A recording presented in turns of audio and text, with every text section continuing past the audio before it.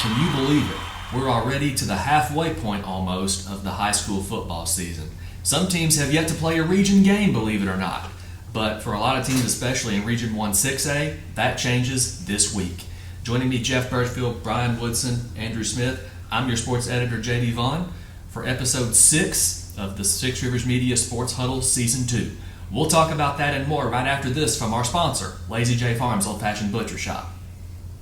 Lazy J Farms has been raising the finest cattle and all-natural pork for 3 generations on the family farm in Fall Branch. Their blonde Aquitaine herd offers a leaner, healthier, and more tasteful beef. And the butcher shop is local, farm to table, and 100% authentic. This is the way your grandfather shot for me, with steaks cut to order, quality assured, and ready to ship to your door. Open Thursday through Saturday on Bloomingdale Road in Kingsport. Come see us. So no surprise out of Johnson City, 9th-ranked Science Hill gets the big homecoming win 54-0 over Cott County. Lane Clement just a couple of throws away from perfection, 11 of 13, 178 yards, 5 touchdowns, and a sixth touchdown he scored on the 2-yard quarterback keeper. And he spread the ball pretty evenly between guys like Branson Newberry and Nalik Anderson, who was both the leading rusher and the leading receiver for the Hilltoppers this past week. Ian Mathis came back. Aiden Perry not back quite yet, but we expect that hopefully to change in the next few weeks. Science Hill off to a 5-0 start, opening this week region play at Jefferson County. We'll get to that game in just a minute, Jeff. But speaking of Region 1 6A, Dobbins Bennett with their region opener, they get the 35-0 win over Morristown East on homecoming. Yeah, another dominating homecoming performance for the Indians. Zayden Hayes got things started out early, had a 25-yard interception return for a touchdown. Then Luke Chappell, their quarterback, he had an efficient game. He was 13 of 19, 190 yards. He had Luke Lundy, Emmett Starnes, both had rushing touchdowns. Some big receptions for both Tyree Thomas and Jalen Thomas, and as well as they had big games on the defensive side. Tyree Thomas had a big sack when Morristown East did threaten to score, and then Jalen had an interception a little later in the game, and then Xavier Goodwin also with the big effort, both receiving, special teams, just good all-around performance for the Indians. Yeah. Defense and the running game is going to be what drives Dobbins Bennett this year, apparently. 35, a season high in points for Dobbins Bennett. The Indians off to a 4-1 start. Andrew, West Ridge also off to a 4-1 start, gets the win at Daniel Boone 35-7. Why throw if you don't have to? Yeah, no, at this point, if it ain't broke, don't fix it if you're West Ridge. Now, this was actually a close game at halftime. The Wolves only led 7-0, and it was off the back of a 99-yard touchdown drive. So, chewed up a lot of clock, killed a lot of possession opportunity for both teams with that. But, I don't think Justin Hilton necessarily minds that at this stage, but really able to pull away there in the second half. Quarterback Justice Hilton had a really great game, run the triple option. He was the key rusher, really. He had 191 yards, 3 rushing touchdowns. Just overall, really commanded things well, made the right reads, gave it when he had to. Pitched it more, I think, when I talked to Jeremy Jenkins after the game. He said when we looked on film, they did not pitch it nearly as much as they ended up pitching it tonight, which part of that was by Jeremy's design. He wanted to try to limit Ethan Amick's. By Ethan Amick's terms, kind of did, 84 yards, still nothing to scoff at, but given the 200-plus yard performances he's had before, mission accomplished, kind of. But, this is a Daniel Boone team that is improving. They're continuing to get better, going from week 1 now to the midway point of the season, and we'll talk about them later and the chance for them to finally crack the win column. Yeah. Speaking of improvement, Brian, up in Scott County, Rocco gets the win 41-0 over Thomas Walker. So the War Eagles starting to get together. Not only that, but their rival Twin Springs gets the win 55-13 over Burton to start Cumberland District play. 7 touchdowns for Clay Ross. Yeah, Clay Ross is just having a terrific season. He missed most of last year with the broken collarbone, but he's just been on target this year, either running or passing. He's got some good receivers. Julian Pasquale's also had over 100 yards in about every game. Defensively, they're playing real well as well. They're getting good play on the offensive line and just rolling. Rakove just runs the ball right down your throat pretty much, and they did that against Thomas Walker at Thomas Walker. They just got so many good running backs. It's just and a big offensive line. It's just hard to stop them. And they don't have to throw the ball much either like Westridge, and they don't. They just keep running the ball. With guys like Carter Roach Hodge, why would you? Yeah, that's true. Yeah. Yep. And Jeff, what's it going to take for the Happy Valley Warriors to get some love? I mean, they get their second straight win over a state-ranked opponent. Still no love from the state rankings, but the Warriors 5-0. 5-0, and they got a good shot. I mean, I know people don't like to look ahead, but they got a shot of going 9-0 before the big showdown with South Green. But what a couple weeks for Jason Jarrett. I actually go to the same church as Jason. We had church dinner Sunday. A lot of guys were saying, well, now you can retire. You beat Hampton and stomped Hampton, then you beat big rival Unicoi County, back-to-back weeks. So great win. And the way they won it, they score with 28 seconds to go. And then on a Gabe McDougal, touchdown run. And then Unicoi comes back down, makes it all the way to the 10-yard line. Kobe Jones, who had been perfect, 14 of 14 passing, at that point misses his last 3 passes. But as Jason and I were talking Sunday, really Kobe may be the best quarterback he's faced the entire time he's been the coach at Happy Valley. But a lot of big plays there. Keelan Relaford ended up a couple of long touchdown runs, 153 yards. Mason Norman, 4 quarterback sacks. Now, a lot of people remember his dad, Charlie, was a heck of a player for the Warriors back in the day. And then Unicoi, you've got Blaze Rice had a touchdown run earlier to take the lead, and then, like I said, Jones was really on target, and then Avery Hatcher there. I think he ended up with 8 catches for 135 yards. Just an incredible game up on Warrior Hill.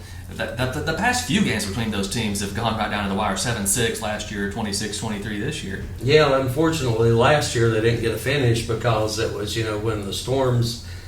First set of storms came before the Hurricane Helene storms and all, but I mean, it was, right then, they were at halftime and looked like a great second half was shaping up between those two. It was. This time they got to finish, and the fans at this game got their money's worth for sure.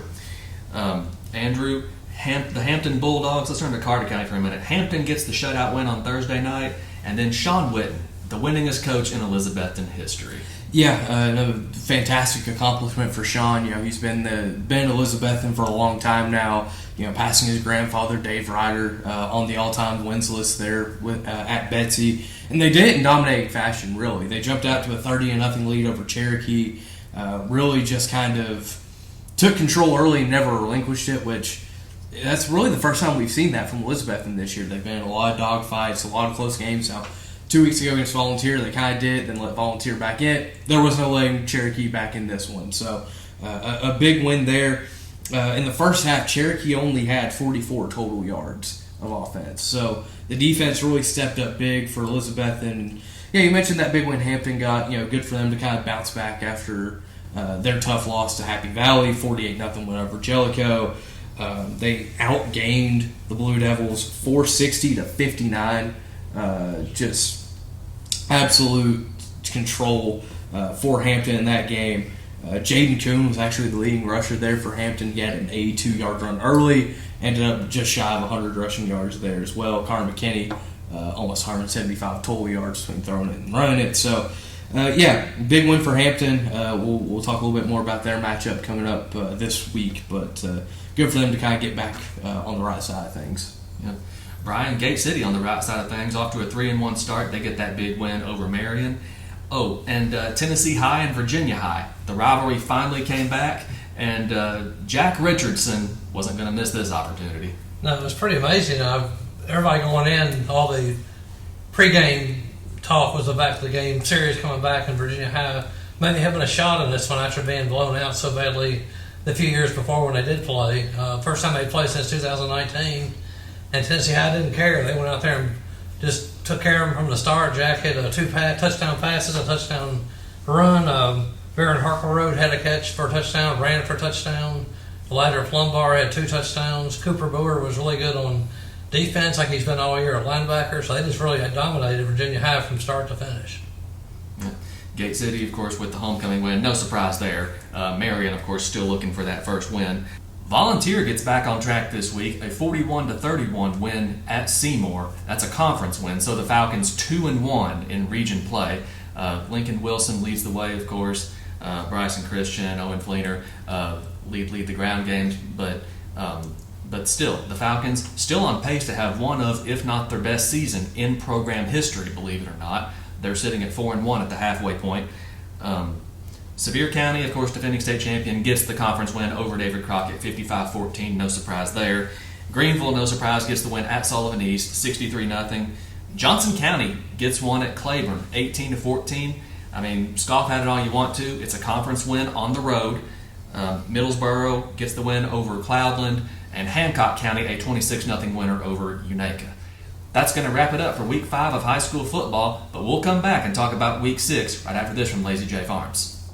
Lazy J Farms has been raising the finest cattle and all-natural pork for 3 generations.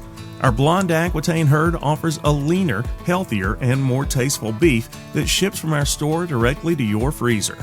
This is the way your grandfather shot for meat, only now we wrap it, seal it, and send it right to your door. We have plenty of options to pick from, and they're all fresh and natural.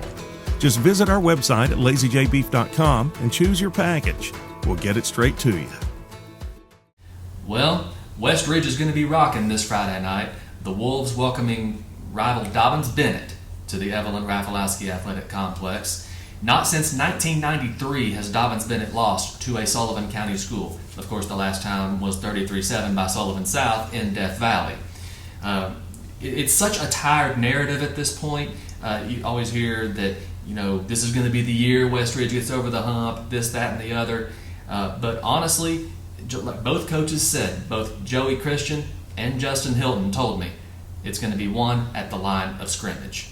One of the few teams we played where our guys actually know somebody on the other team. It's not like, listen, our guys doesn't know who the Phipps kid was last week for Morristown East. They've not hung out with them. They've not been to each other's proms or anything like that.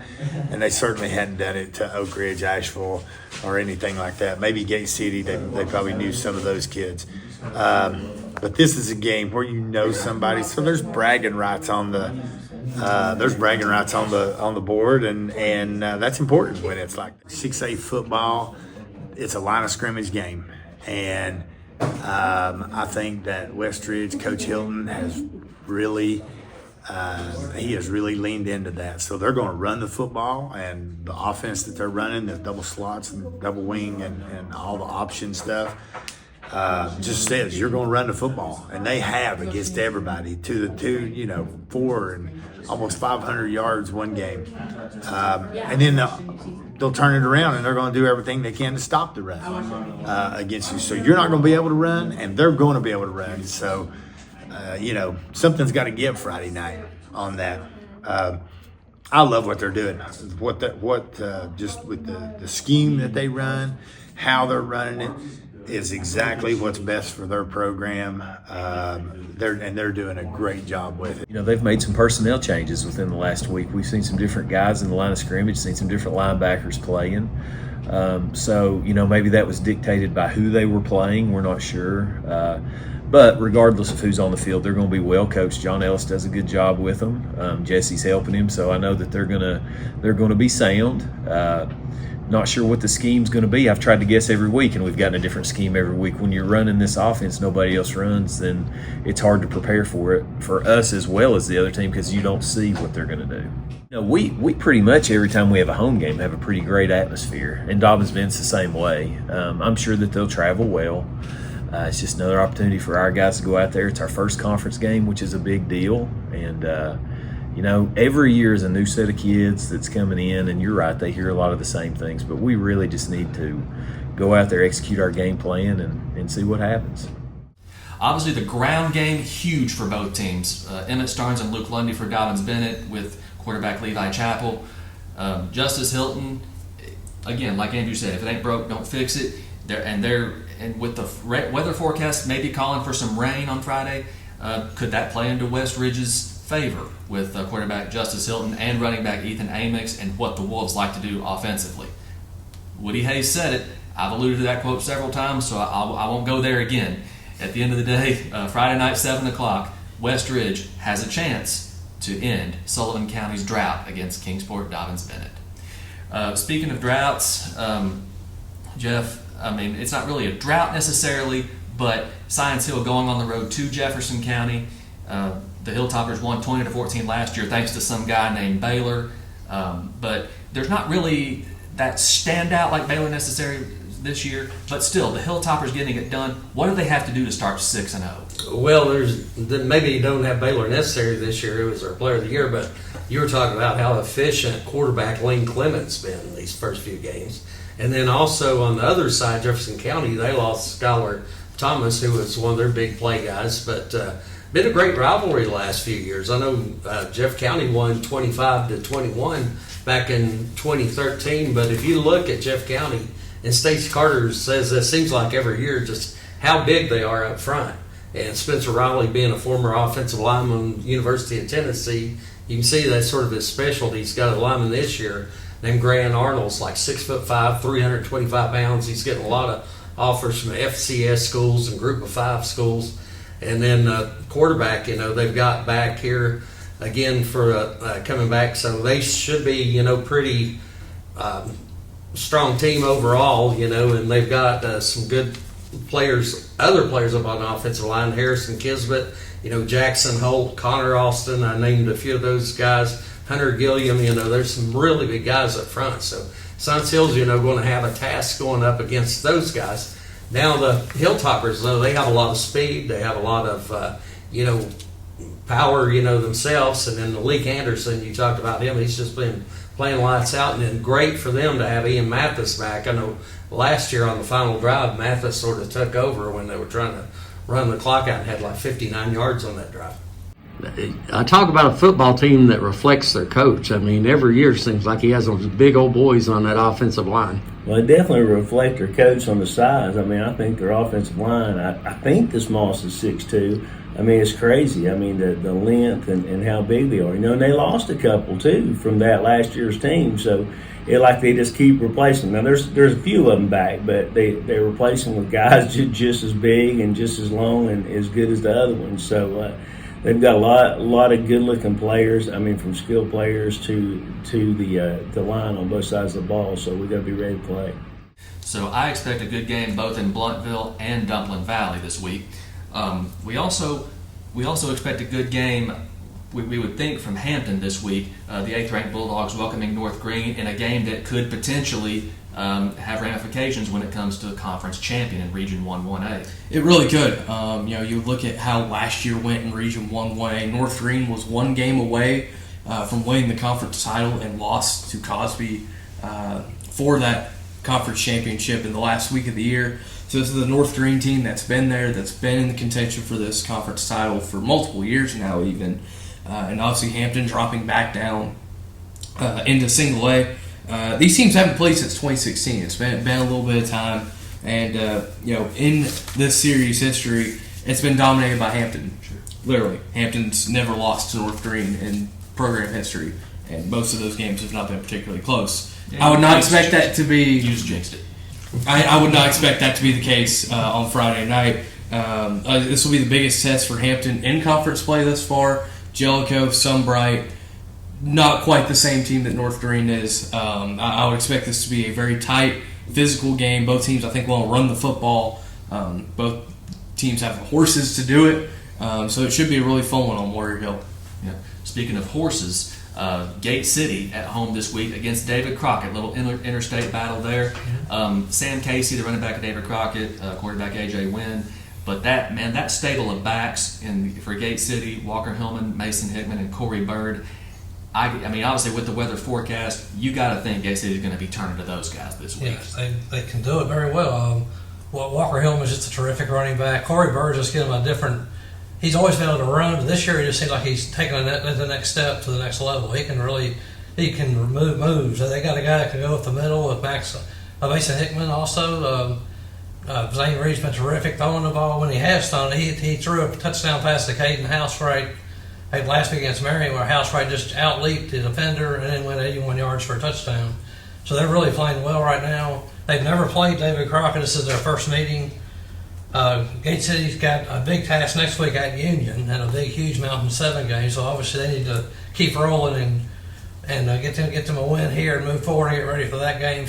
But they've been playing well defensively. Eli Parson and Nick Yeomans have led them on defense on the defensive line and linebacker. They've been playing very well, and this Crockett is in. They won 2 in a row. Then they had to play Sevier County, so they'll be anxious to get back out there and get back on the winning track. So it should be an entertaining game. Yeah. Andrews, Cherokee, looking at Region 1 4A, Cherokee and Elizabethton both at home, Sullivan East on the road. What do we look for out of Region 1 4A this week? Yeah, start off with Elizabethton back at home. Taking on a Northview Academy team that there's not a ton of history between the two schools, really. Elizabethton's won every meeting, but if you're the Cyclones, you can't let this be a letdown spot. Obviously, you had 2 back-to-back road games in conference play. You return home. My big thing will be the defense for Elizabethton. They were really able to do a lot of really good things last week against Cherokee, a Cherokee team that had been on fire on offense coming into that game. If you're Northview, or if you're Elizabethton rather, you're looking to try to continue to build that momentum against Northview. Meanwhile, Cherokee, they welcome in Seymour to Hawkins County. This is a big game for Seymour if they're trying to stay in the hunt of the 4A playoffs. They're 0-2 in their first 2 tries in conference play. Meanwhile, Cherokee 2-1 in league play. So both of them kind of trying to sort themselves out in the pecking order there. Can't let this be a look-ahead spot for Cherokee. You've got Greenville coming up the week after. You got to take care of business here. And I think with Josh Hensley, with Landon Jeffers, I think you're able to trust them to be able to focus just on the Seymour game. And Sullivan East still looking for their first win. They're going to take on a Granger team that 2-3, 0-3 in conference play. Somebody's got to try and use this as a jumping off point for the rest of their conference season. Sullivan East enters play on a 12-game losing streak, but both teams really able to throw the ball around a good bit. Should be a lot of air yards, I would think, there in Rutledge. Oh yeah. Sullivan East, Peyton Lingerfeld, obviously the area's top passer. Luke Profit, area's top receiver. That's obviously not by mistake. Sullivan East still looking for that first win though. Jeff, Unicoi County and Happy Valley coming off that epic battle this week. Both of them on the road this week. Yeah, and they both should be heavily favored. Unicoi County goes down to Pigeon Forge, and talk about all season long what a great athlete Kobe Jones is, but he's got such a nice complement of players as well. So I think the Blue Devils probably going to roll in that one against the Tigers. Then you go Happy Valley, Thomas Walker, and Thomas Walker better be prepared for that big Happy Valley passing game. Well, wait a minute. What am I going to say? They've not. I think they threw the ball 2 times last week, so I expect the Warriors to keep on running hard on the ground.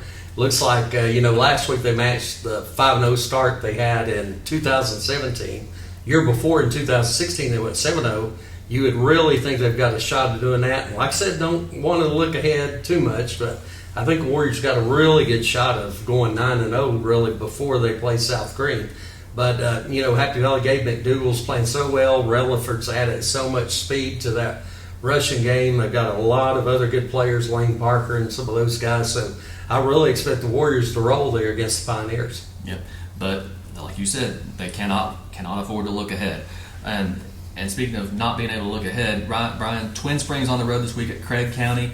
Rye Cove at home. The War Eagles hosting the Blue Devils of Castlewood. Yeah, Rye Cove, surprisingly, when I looked at the numbers, Castlewood has a pretty distinct edge in this series, but not except for the last 3 years when Rye Cove has rolled, since they brought in Coach Gary Collier and got this running attack going. And that's going to be the key on Friday night. I don't know, Castlewood will have a difficult time. They've already gone up 100 points in their last 2 games and have scored 36. So they're going to could be a tough game for Castlewood. Rye Cove is going to run the ball, and defensively they should be able to slow down what Castlewood's haven't been able to find a playmaker yet. And Twin Springs has never played Craig County. It's located up near Roanoke. Craig County's 3-0 for the first time since 2010, and they've always had a tough time for a program, so it's been nice to see that for them. But Twin Springs is playing really well. Now they just got a long road trip ahead of them, but they've been playing well, and they're going to try to keep it going against the Rockets. Yep. Several other games to close it out this week involving Region 1 5A.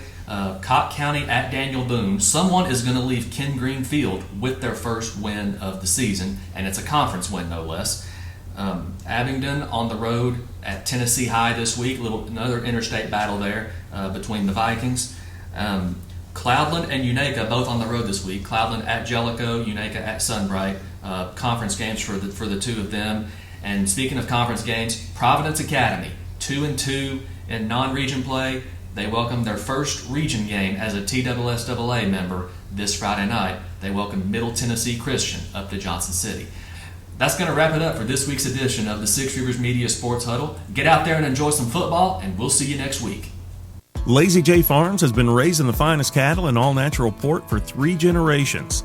Our blonde Aquitaine herd offers a leaner, healthier, and more tasteful beef that ships from our store directly to your freezer.